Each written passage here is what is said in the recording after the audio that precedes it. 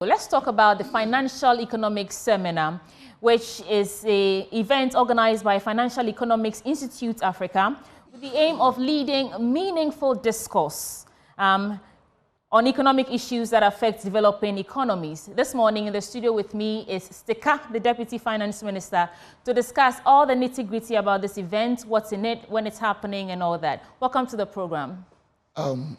Thank you very much. Okay. Congratulations, I must say. I don't think you've come on this show since your role changed from trades and industry to finance ministry. No, you haven't. How has it been, though? I think I'm happier. You're happier? Yes, because trade, of course, falls within my jurisdiction. Right. But then finance and the economy is my core function or something. So you're playing in your own field now. Exactly. Okay. Yes. So let's talk about the Financial Economics Seminar. And it's the third time that this is being organized. What really necessitated you to put together an event like this? Okay. It's unfortunate our time resources not enough. What happened is that my PhD work actually necessitated this. I realized a major... Oh, your PhD work? Yes. Okay. I realized a major fundamental anomaly in Ghana, which is still prevailing anyway. And it's really one of the major reasons we are having a high cost of doing business, unemployment, poor performance of our economy, industries not doing well, even exchange rate. And it simply came as a result of the fact that governments, so that nobody takes me out of context, borrow usually on the domestic market at a higher rate than the private sector. Nowhere in the world that any properly organized economic framework, that thing happens. Nowhere in the world. What it means is that I don't want to be too technical. That's why I'm trying to be very local. But those who understand finance and the economy, whatever, who understand what I'm saying. We call something treasury bills, government bonds. They are all classified as risk-free because they're from the government. What it means is that when you invest in them, the probability that you lose your money is very negligible, almost zero. It can happen, but it doesn't usually happen. And then when you invest in private sector like the banks, or I invest in your asset or anything, the risk is so high. So we have risky assets, meaning the banks, private sector, and the individuals. Right. Then we have the risk-free. And the risk-free is supposed to give less returns, like smaller. Because they say the higher the risk, the higher expected returns. Right. But in Ghana here, go and check. T-bills, this is about 30-year problem. It's not one problem. It's not 7 or so %. Yeah, but what I'm saying is, it's not as high as I'm talking about. It's a difference between that and the risky assets. Okay. So if it goes 27, the banks should offer investors 27 plus, like 28, 29, 30. Because there should be a premium to compensate for the risk. And that is why when you invest in some of these small microfinances, they give you more returns because it's higher risk. But Ghana here, that risk does not work. So all the formulas from 64 by a guy, one man called Sharp, he did capital asset pricing model, CAPM. If you apply that here, it doesn't work. And then 76 by Ross, arbitrary price theorem, APT, it doesn't work. And then Hanan and Lian and Dermin. So I did the next one, that was 2021. Marked by Canadian, Pakistani, and then Ghanaian professors. I've done a global financial model. So I'm like, why won't I start a program to involve other stakeholders? So Bank of Ghana and Co helped me to organize a national, we had a professor from Switzerland, some from Pakistan. So that was the maiden addition. Then we did a second one. Then the third one is, we have realized that the job market is congested. When you finish school, it's difficult getting a job. So now the way the world is going is entrepreneurship. That people can create their own businesses. And that's the way we can build the economy. So we decided to center our theme this year on entrepreneurship. And also we tried to bring pastors on board, which have brought a chief imam. The decision was late. We'll bring that next time. Okay, before we talk about the theme for this year and the actual areas aspects of the event, it's okay.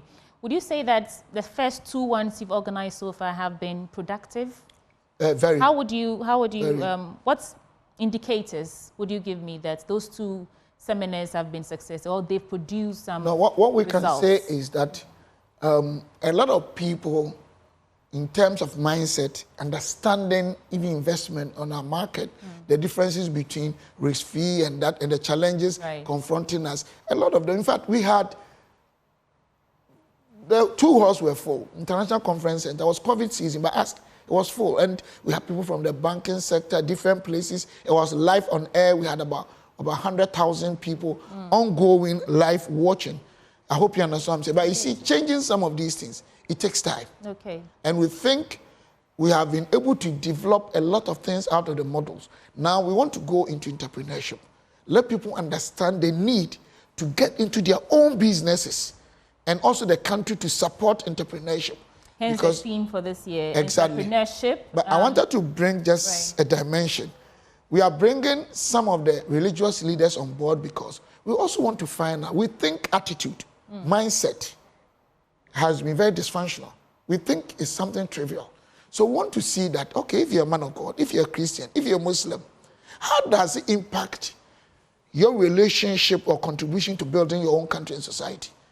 If you're a Christian, you don't do fornication, yes. You don't commit murder, yes. You don't lie. But you come to work late. You don't do the 8 hour, and you think you're a good Christian. So we want Christians to come and talk and tell us the impact of religion on the economy too. Because once NDC and PP trying to do something, whether good or bad, in terms of policy framework, the people also, the citizens, our mindset, that revolution. So now we want to bring those elementary elements or definitional elements of building strong foundation for national development. And this is what we want to do. I actually agree with you. The world is mine.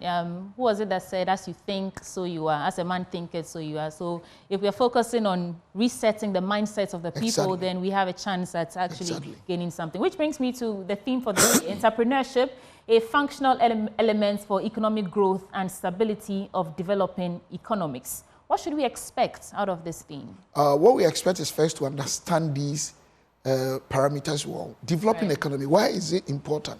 It is important because most developing economies have one major problem, that's unemployment. Because the job space is very inadequate for people who come out. So then what's the other option? The other option is to create your own businesses. And that is why we chose that team. So what people should expect is that by the end of this, people should renew their mindset. They should redefine their individual focus. And the country should define its corporate focus, where people will begin to look into areas of individual prospects or even perspective that I'm done with school.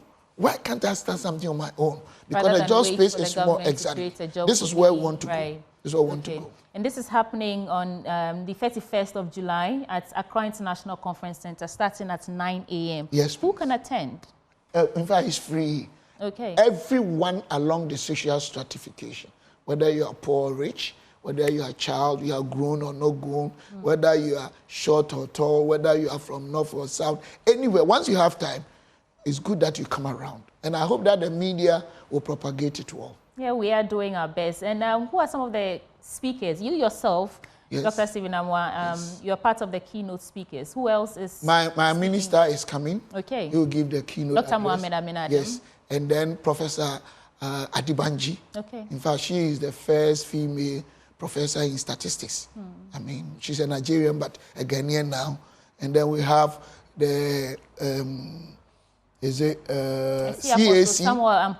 Yes. And then CAC as a general secretary, very, very brilliant. We have a lot of great people coming. So it's going to be, we used to have a lot of foreigners coming, but this time, because we want entrepreneurship in Ghana, we want to concentrate on things in Ghana for just this year's one. Yeah. And at the end of this event, you're hoping that all attendees will understand the importance of entrepreneurship. That would be my hope, but I don't think all of them. I'm expecting that, I mean, a lot of them that will come will benefit. The impact assessment will be great. But you've introduced another thing that we should take it serious, that we should have numbers. I'm a number person. Yeah, one of the things we don't do in Ghana, impact assessment, basically normally we deal with the qualitative, which is not the best. You wouldn't know where you are. So I'm going to integrate this time and make sure that we interact with people who come right after and see how many of them have been impacted by this exercise. And also some measures to measure the growth. Yes. Yeah, by doing that, then we can do that, because that's what we haven't been doing. Okay. Your final words, and then we can wrap up. What I would say is that building Ghana, a cause for collectivism. All these we are doing because of Ghana. If it's not Ghana, I don't think I'll get myself involved in this. And I will urge everyone to come on board, and not just for the day, but beyond. Let us help some of these activities. And individuals must really develop what they have intrinsically. I think sometimes we rely on extrinsic motivation factors, what somebody can do for me, what I'm getting. No, but you have inbuilt factors that if you really explore them as individuals, you will make it. Check all the rich people in Ghana. About 99%, they had weak homes. They had poor parents. They had nowhere to go. They had difficult to pay. In fact, some of the even millionaires today cannot read and write. So how can you finish school and say that you'll be poor? I'm into maize farming, palm plantation. I'm into pharmaceutical stuff. I'm into small construction. Right. I'm into consultancy. I have a PhD. I'm doing law. Because I use my time somewhere. Look, when I was starting, you are in an industry where you are connected to a lot of players who can give you access. You are talking about today. Right. I started 2008, 2009. I was sacked by the NDC, MPP, and they all do that. It's not good. I was working with National Health Insurance. Between Kumasi and Accra, I had nothing, but my car had brought from London. I asked 5 communities for land. I wasn't having money, and I had one. They took only 2,000 that time, and snap, and we entered into equity. What I'm trying to say is that it depends on your mindset. I hope you understand. Let me just time resource. Right. God has made it free for everyone. I agree. We all have 24 hours in a day, and what you do with your 24 hours today determine the next 24 hours you will have. Thank you. But what is your assessment? You should come on board to support us. I will. If you invite me, I'll come. Sure. What is your assessment of how we're doing as youth in this country? There was that, Ghana Statistical Service report that about 2 million Ghanaian young people are poor. Cost of living is skyrocketing. The cost of tomatoes, basic ingredients will surprise you. How do you think we are doing as young people in this country? And in your capacity as Deputy Finance Minister, how do you think we are doing? I think, in my opinion, we are making some progress, but the progress is woefully inadequate. Okay. And I also think the globalization factor cannot be trivialized. We can't keep scorning because this country depends majorly on other economies. Right. So once something happens, it happens. And then the youth of today too, as much as we are addressing the system, which I'm talking about, policies, framework, decisions at the top and globally and nationally, the youth themselves too. What do they use their time for? Okay. Go to honeysuckle. It's not wrong going to honeysuckle. Don't take this out of my mouth because the media people, they do that. I get what it's good to go to honeysuckle.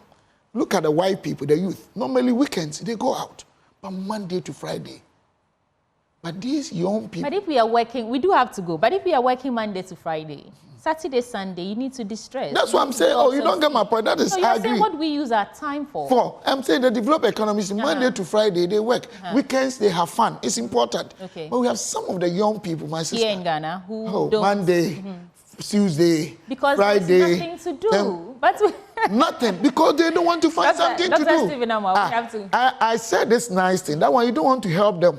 Oh. I said when I had nothing, I had been sacked from my job. Once to Accra, I asked 5 villages. If you go to Nkawanda, I have one of the largest palm plantations there. You can Nkoko, they know me, the MPP man. All right. You understand what I'm saying? But so these are the things you should emphasize.